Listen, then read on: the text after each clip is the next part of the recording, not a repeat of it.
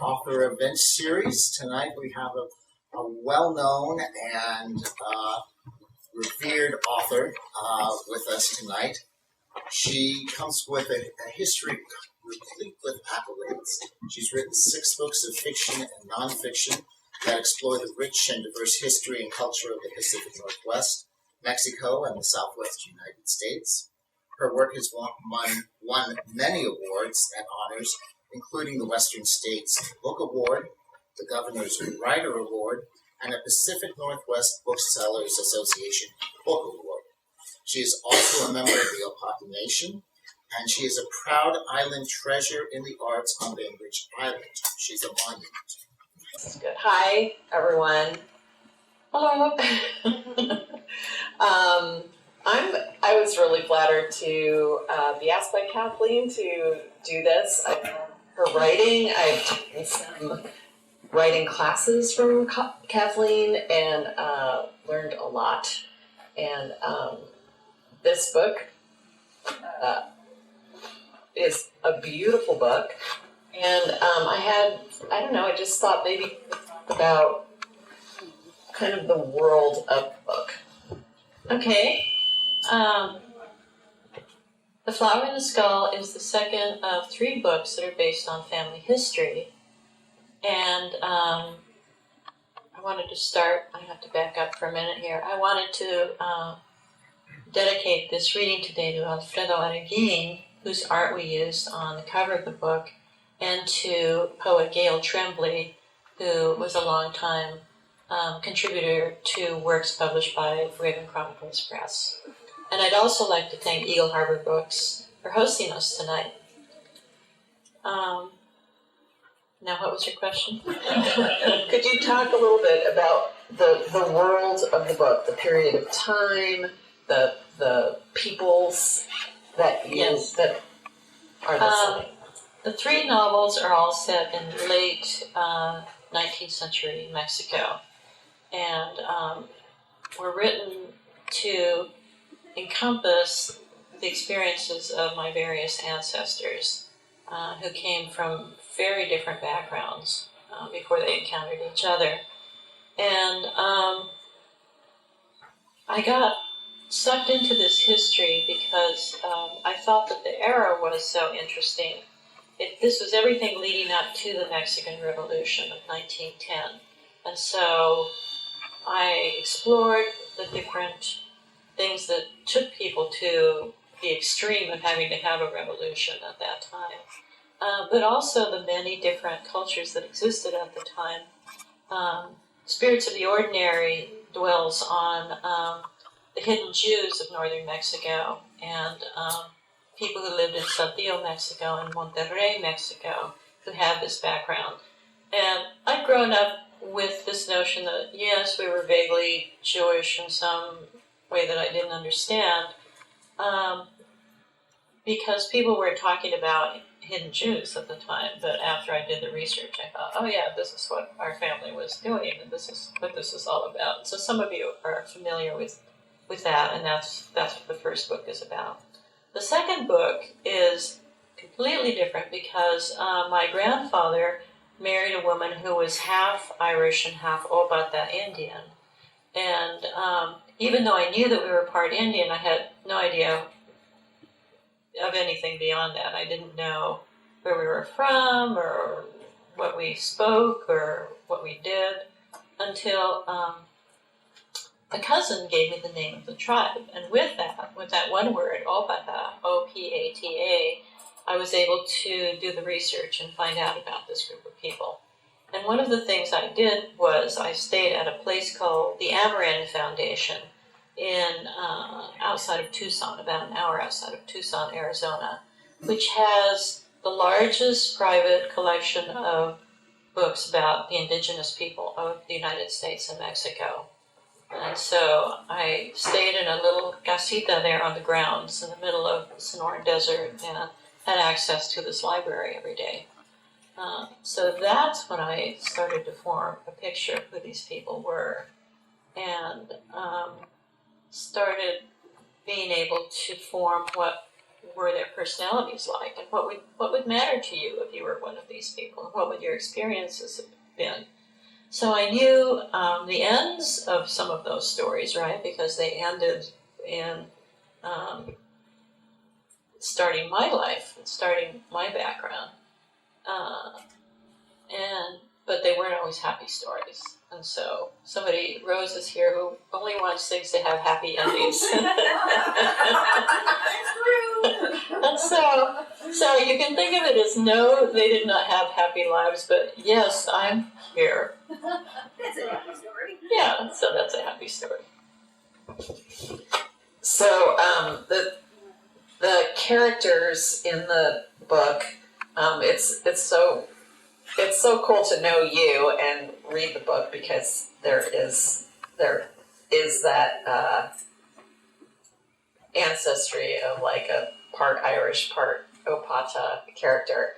But one of the things that's really beautiful is the depiction of this life, of this basically really old culture, ancient culture, It's this ancient civilization, basically, and the way that you depict just this life of a fairly harmonious life, except for wars with other tribes and with people coming in and Mexican wars and so forth. And it winds up being a story of persecution and survival around that. And the thing that I was just talking to Kathleen about is that the point of view, the story is too big to be contained in like one character's life. So there's a shift, and different parts of the book shift the point of view to like the next generation and the next generation, because so much is about the history that's kept and the history that's lost. So can you speak a little bit about that? Yes. One of the things that I discovered when I was doing the research at the Amarin Foundation and in Tucson was this notion of how do people hang on to culture and religion. And most indigenous people are place-based, and all of their relationship to the land and to their gods depends on being in that place. So as soon as they're removed from that place, they lose all of the foundations for their cultures and for their religions. And so I talked to this one historian, Tom Sheridan, who lives in Tucson, and I said, how is it that some people, like the Jews, can hang on to culture for thousands of years, and other people within a generation, it's gone, it's just gone? And he said, oh, the Torah was portable, and they took it with them into, I'm sorry, this has no, my reaction has nothing to do with what I'm talking about, it's just my nerves catch up with it. So the whole notion of having a word-based culture made it so that people could hang on to it and take it with them. And so people who are dependent on land-based culture can't have that. And that's what happened with the Ópata, was the reason people were after them was they had the best land. They were farmers, they weren't warriors, they weren't horse people. And so people came and said, oh, this is nice, and there's a nice river here, and here's this nice land, and maybe we just ought to get rid of these people who happen to be in our way. And so there's actually a point at which anthropologists were coming through and saying, are there any Ópata here? And they were, nope, no Ópata here, nope. Because all it meant was that people would take their land, and so they stopped identifying as Ópata. So they had that in common with the hidden Jews, right? Why do people hide their identity? Because they want to stay alive. So that's what happened with the Ópata, was they stopped saying they were Ópata. They moved away or were forced away and ended up all over the western United States. So one of the things that happened was after I wrote this book, I thought, well, this is my memorial, right, to my ancestors. Nobody cares. Like, oh, isn't that novel? She wrote this book about these people no one's ever heard of. Isn't that nice? But about a couple of years after the book first came out, the internet got going. And people started forming these little groups online and looking for each other and doing research on each other. And somebody finally wrote to me on whatever had AOL or whatever my email address was and said, you know, we have this chat group on yahoo.mexico and we'd like you to be on it. And this is what we talk about. So I thought, okay. And more people joined, and a woman who lives in Vancouver, Washington, had been doing this research all by herself for years, Kiki, who came to our house to use my books. And so somehow, you know, out of the ether, out of the persistence of culture, it seemed like there was a sort of rebirth.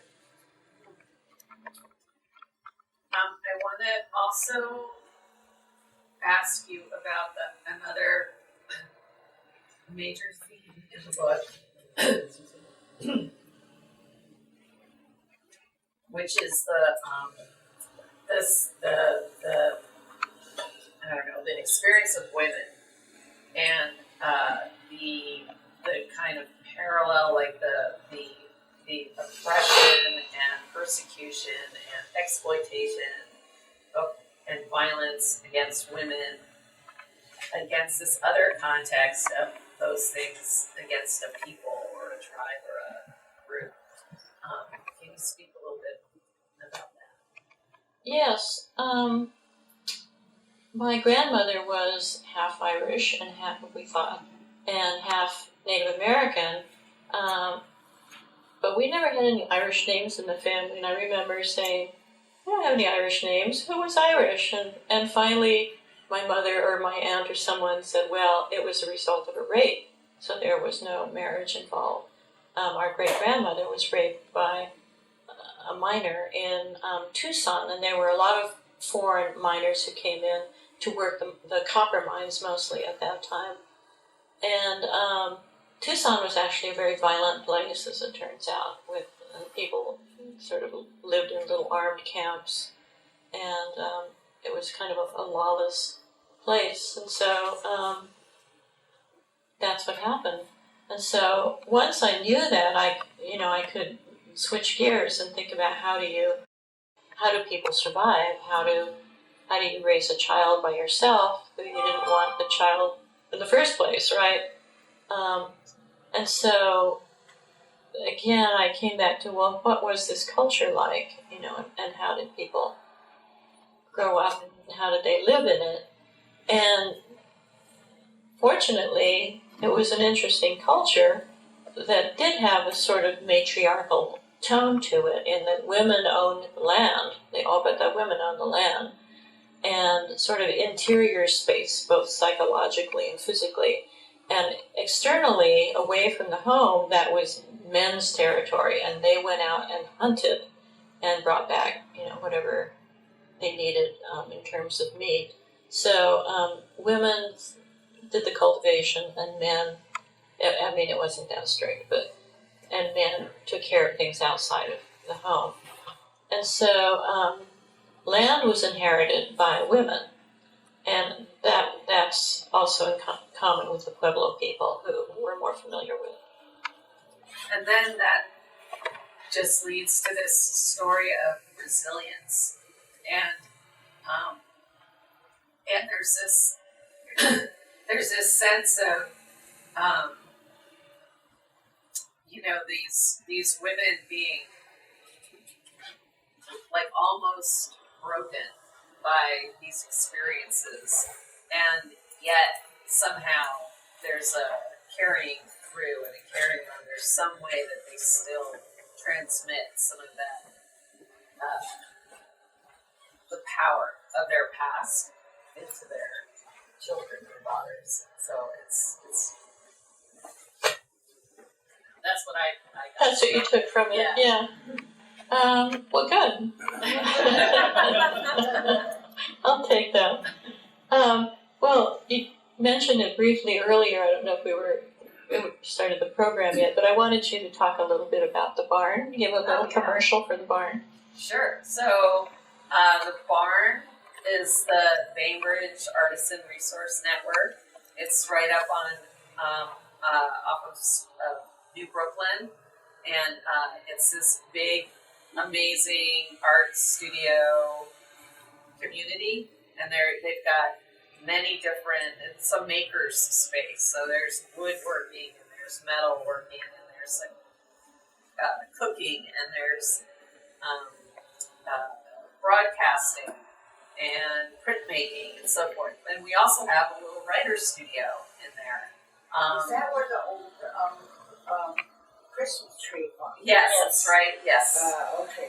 Exactly. It's right up behind there. It's a beautiful space. There's tours on the weekends. If you haven't been there, I strongly encourage you to hop in on a Sunday and check it out, because there's just something for everyone there. But the writer's studio, we're like kind of a small but mighty little part of barn. It was a bigger space when we started planning it. No, it wasn't. John Paul Jones, the architect, had given us a bigger space. Well, there is a big meeting room, and we've actually been using that quite a bit for our meetups. Though one thing that's really taken off this year is we have a poet laureate on Bainbridge Island now, and Michelle Bombardier, and she comes to barn once a month with one of her favorite poet friends or invites a poet, and it's an open mic. And we fill that big room every month, and the people who get up and read it's like really good poetry. They're like, it's not cringy or anything. It's like really fun, really powerful stuff. So that's happening. And we have classes. We bring in instructors and have classes in fiction and some nonfiction, and there's a playwriting class coming up. The art, just sort of the craft, or maybe just the craft of writing an essay or dialogue or short story. So anyway, if you're interested in writing, what I love about it is like you don't have to be. It's just for everybody, because I really believe that everyone has a story to tell. There's stuff you can learn to make it more, to improve the craft of it, but it's not like it's some thing that only certain people can do. If you never get published, it doesn't matter. If you just want to, just the process of doing a journal or other kinds of writing practice can be very empowering or enlightening. Stuff comes out of the page. Well, it's always fun to see who shows up to take writing classes at barn. It's quite a mix of people. You get a huge mix. So we have published authors, and we have folks who've always sort of wanted to do it and never came out to do it. So anyway, that's barn. And it's all mostly, there's a staff, but I'm a volunteer, and it's mostly volunteer led. Okay. Well, I'll have one more question for you in a little bit. Okay. But now I'm going to read a little bit from The Flower in the Skull. So I'm going to put this down and I'm stand up. This is from a chapter called The Lamp Shop of Almafieta. It always scared me a little to go near the dark shop at the center of town. It was flanked on either side by perfectly ordinary storefronts, but the lamp shop of Almafieta, oddly enough, seemed rather dark.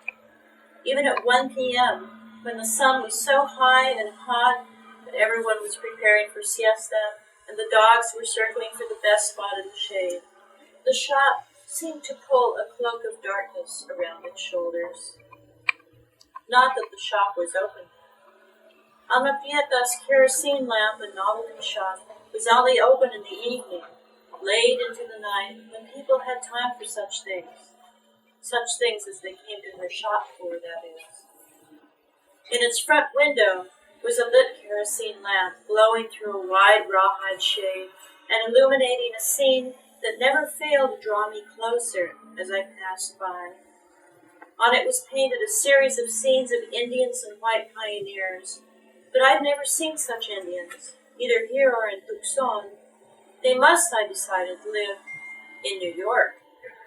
New York was a place I had heard of, a place full of fabulous tall buildings and people who spoke and dressed strangely. It is a place where it snowed and there was a port with huge ships that floated on the water like smokehouses. People got on those smokehouses and sailed across hundreds of miles of water to an even stranger place called Paris. New York must have been where the lampshade was painted and where those Indians lived. They had their heads shaved except for a small piece like a porcupine, and rode tall horses and lived in pointed houses with poles sticking out at the top. The other side of the lampshade showed Anglos bundled up in many clothes in horse-drawn wagons. Even the wagons were covered up, as though wearing huge bonnets. In each scene, a few men rode ahead of the others on their horses. They appeared to be leading the way, but since all of them were heading in the same direction on the lampshade, to the left, the two parties would never encounter each other. It was the perfect solution to the west. The bravos leading the way, followed by the children, the women, and the dogs. Then a little space followed by the men pioneers, followed by their families. As long as they continued to circle the lampshade, they would never run out of the frontier. They would never run into each other and have to fight. I never saw Alma Prieta fill the lamp or even turn the shade, yet it seemed to burn perpetually, and I knew its every detail by heart. I was sure that on even the darkest, latest nights, the kerosene lamp continued to cast its spell in the heart of Nogales, seen only by drunks and men returning from courting their sweethearts. I had only seen Alma Prieta from the safety of the doorway, speaking to a visitor, the corner of a folded handkerchief pressed to her lips. But I had heard a great deal about her. Because Alma Prieta was born with a hair lip, she was supposed to be able to speak with the spirits of the dead. I did not know why this was true, but everyone in Nogales believed it. In fact, Alma probably did more business with the spirits than she did in lighting. There was always someone who had an urgent question for those who had gone before. I was 14 years old and about to marry when my mother took me to see Alma Prieta. She took me, she said, to make sure that I should marry this preacher who had sure to take me far from home, probably far from the desert my mother had always called home. He was from a town in a different part of Mexico, Saltillo, and himself an exile, cast off by his family. What kind of future is that? My mother asked. What will you give your children? 2 exiles, no money, no land. So she took me to see Alma Prieta one night. It was at 10 o'clock, about the time that her serious customers were beginning to trickle in. Women with sick children, unfaithful lovers, men who hoped to see material wealth in their futures. At the back of the shop was a glass case full of strange and wondrous things. Oils for warding off evil spirits or assuring good health, soaps for attracting a lover, powders and ointments for whatever ails, lottery cards, pictures of saints and rosary beads made from the sacred beans and seeds of the desert. 2 powers in one. It was behind this case that Alma Prieta stood and ministered to her flock, the needy adult children of the night. Concha had spoken often of her own mother, Samu. Most of the time she spoke of her as though she were dead. But at other times she talked about Samu going off to the mountains with an Apache fighter, Javier Opusura. While I knew much about my mother's village, much of it was of the same nature. Maybe this was true, or maybe that. Perhaps one was the way my mother wanted it to be, and the other was the way she feared it really was. In any case, I was pretty sure that my grandfather, Semu's husband, had been taken away with the Yaquis and was probably dead. I was not as sure about Semu, but here we were consulting with Alma Prieta to talk to my grandmother, so maybe she was dead too. There were many Yaquis in Nogales, including Alma Prieta. They stayed together and spoke their own language. They celebrated many fiestas, and on special saints' days or at Easter, the Indian part of town was practically empty because the Yaquis had returned to their villages in Mexico. Some of the Ópata returned home to their villages farther south too, but things were more uncertain in the North Country. The night we visited Alma Prieta, my mother pushed me in front of her. She knew that I did not want to be there, and I was sure that Gabriel would not have approved. We made our way past the kerosene lamps and tins of fuel to where Alma Prieta stood, partly obscured by her supplicants. She stood with her head bowed, eyes closed, one hand pressed to her brow, as though praying. In her right hand, Alma Prieta held a silver hair clasp, across which she rubbed her thumb, and occasionally she brought it to her nose as though smelling it. I understood without being told that she was about to speak with the spirits. We stopped short at the outer edge of the circle and waited quietly. Suddenly, Alma Prieta threw her head back, turned her face to the ceiling, and opened her eyes wide. She seemed to be staring at something none of us could see, and began moving her hands in front of her as though talking to someone. Alma Prieta lifted the hair clasp, then cast it away from her on the counter as though it had burned her hand. It rolled with a sharp rattle. An elderly man stepped forward to take the clasp before it rolled onto the floor, a look of consternation on his face. He folded it in a piece of cloth and kissed it. With wide, unseeing eyes, Alma Prieta turned toward the group of people and pointed with her now empty hand towards us. I could see the hair lip clearly for the first time, the separate parts of it exposing crooked teeth. With gasps and low mutterings, the crowd parted to form an open path between Alma Prieta and us, my mother and me, and my mother pushed me forward. I did not understand what was going on. Alma Prieta grabbed my hand so hard it hurt, her eyes still wide and yet unseeing, and pulled me violently towards her. She reached into the folds of her skirt and pulled out a lottery card of the falling woman and held it out for all to see. My mother shrieked and fell to the floor. Susto, I thought, and tried to get away and go to her, but Alma Prieta held me fast. Then Alma Prieta began to speak. A torrent of words, a gush of images, some sacred, some profane, many of which I did not understand. Clutching my hand and raising it towards the ceiling as she spoke, Alma Prieta's voice rose and fell like an evangelist, speaking sometimes in Spanish, sometimes in Yaqui, and sometimes even in English. I was so scared as I stood there, watching my mother lying on the floor. She moaned and rolled back and forth, her arms clasped around herself as Alma Prieta spoke. I was afraid that I would have a fit myself, although I had not for almost 2 years. Suddenly the stream of words stopped. Alma Prieta dropped my hand and seemed to sag beside me. She now seemed a small woman. Alma stood weeping for a moment, her temples wet with exertion. Then she tapped me lightly on the shoulder, just once. Dios te bendiga, she said, and whatever had kept me rooted to the spot now released me. I went towards my mother, every eye upon me, people drawing back as I passed. I lifted my mother from the floor as she blinked and looked around her, seeming to return from a faraway place.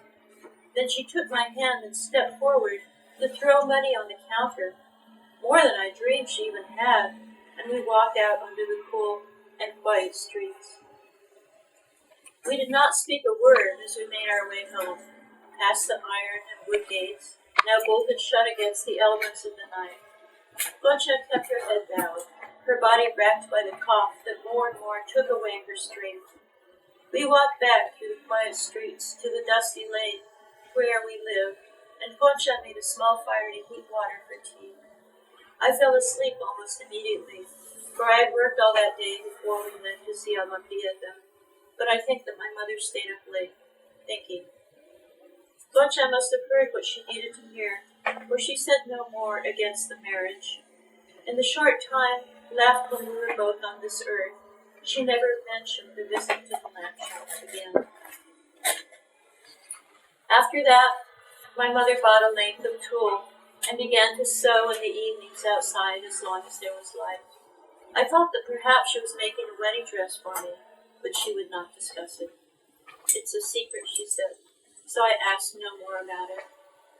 And so, shortly after my 15th birthday, Gabriel and I were married by the minister at El Templo de Dios. Olga was my best maid. My mother died shortly afterwards. I think that she willed herself to live just long enough to see that I was not left alone in the world. She only asked one thing of me, that she be buried in a pure white cotton shroud, as she would have been back in her beloved valley in Mexico. What I had hoped would be my wedding dress turned out to be just such a shroud, sewn with her last ounce of strength. She had known all that she was dying all along. They told me that she died of tuberculosis, a disease of the lungs, but I know that she died of a broken heart. She never recovered from the way that Dr. Martinez had treated her, or I guess from George Juan. My mother, Concha Canelos Martinez, was not yet 30 when she died.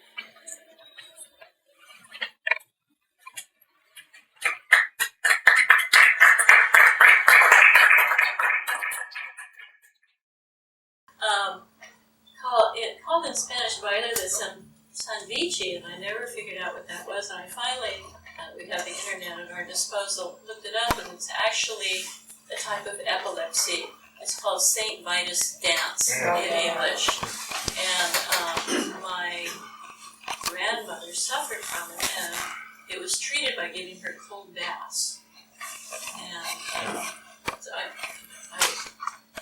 that was from the family, and then I looked it up, and yes, this was actually a thing, and that was actually the treatment for it. So I found that a lot of things that you think are family lore and can't really mean anything actually can be pretty valid, and again, you have to wonder how that information gets passed down through so many generations and still make some sort of sense. That's another, when you read that chapter, I remembered thinking about that whole question of, because I have it too when I try to think, when I've heard the little bits and pieces of stories that have been passed down by my grandparents or about my great grandparents, and it's like, well, was it this way or was it that? Like, you never can really know what happened, and so you have to kind of put it all together, and then you get another piece, and you're like, well, no wonder my grandmother was so, mean. She lost 2 children, and like you just don't even, like she's, you just, all that delving into that, that background brings up all kinds of questions, but it also kind of starts to make sense. Make sense of the things that you knew before, right? So just one more piece is added to the whole picture. And since I've been doing this work as historical fiction and trying to do it as history, I feel free to make up the missing pieces, right? Because they have to fit all of these other parameters. So often they'll turn out to be very accurate if I happen to get hold of another fact that goes in there. The other thing that struck me listening to you read this is something that's really pervasive throughout all of these works, and that is something you talked about at the beginning, is that you have this way of depicting a sense of place that's very, very powerful and very grounded, and like reading these stories really, I've never been to those places, but I have that sense of what it must have, or what it may have smelled like and felt like. And I think that's really interesting, given what you said about like a place being where the spirit is tied to. And I tell that to students. I say, well, if you haven't been to this place that you're writing about, you have to go. You have to see it. You have to be on the ground and eat the food and talk to people, because otherwise it won't have that sense of people living there and being a part of this greater whole. So I'm happy to say I've had students go to Germany, do research on their own grandparents and France and different places. And I have one more question for you, which was, you're a writer, and you've been in some of my classes, and why are you interested in science fiction? Well, I know I love reading science fiction, and I I've been working on some stories and stuff too. I think because that whole sense of world building is really fascinating to me, and you do world building whether you're writing historical fiction or when you're writing something futuristic. Right. Like it's just and just coming up with something that like would make sense, because we're still. Let me back up a little bit. When I was 19, my family traveled. We went to Israel, and we were walking through the old city of Jerusalem, and I thought I was on another planet. I had just never experienced such an other culture, like a culture, the smells, the sounds, the dress, the people. Everything was so completely alien. It was fantastic. We were just stunned. My whole family were just walking for like hours we couldn't even talk. We were just so overwhelmed by this very new experience. And I just love, that just, I don't know, excites my imagination to try to think of another place or another time that that you've never experienced before. And at the same time, I find like there's places on Earth, there's creatures on Earth that are beyond what we could imagine anyway. There's a lot here already. Exactly. Yeah. Tardigrade. Yeah, exactly, right. Israel, you have to think that there are certain places on the planet that, like a nexus for, where worlds collide, they just have their things going on that are, as you say, much beyond our comprehension, and certainly Jerusalem is one, and there are other places in the world, but I'm sure people go there and feel that sensation of something that's way before them and then way after them that will always be there. I was fortunate in that a little over a year ago I got to visit Sonora and visited I went to the town of Bonamici with an ethnobotanist named Gary Paul Dalpont, who's done a lot of research on the Sonoran Desert. And so I see we run into each other about once every 10 years. He writes quite a bit. He's written about 30 books. And so he had invited me to come with him and a group of people to visit Bonamici, and everything went wrong on that trip. Like looked like it was going to be a total disaster, but at the last minute, he and his wife had their car with them. I'm not going to tell you all the stuff around it. So if you want to just come with us, and we're going to go ahead and go to Bonamici. And so I did go and stayed in this town for a few days. Not the town that my family is from, but one much like it in the different river valley. And was able to meet a woman with whom I've been corresponding by email and Facebook and stuff for a couple of years, who is it's actually an official town post to be like the story keeper. So that's what she does, and each of these towns has someone who's supposed to keep track of stories. So she's published a couple of books, and I'm going to try to translate some of the stories into English. And she has them written out in Spanish. She doesn't speak English. But it's just fun to see how someone else can collect these stories and fit them into place, and to visit the places that she's talking about and has never had with the agent. She's staying there with them. So that's all about place.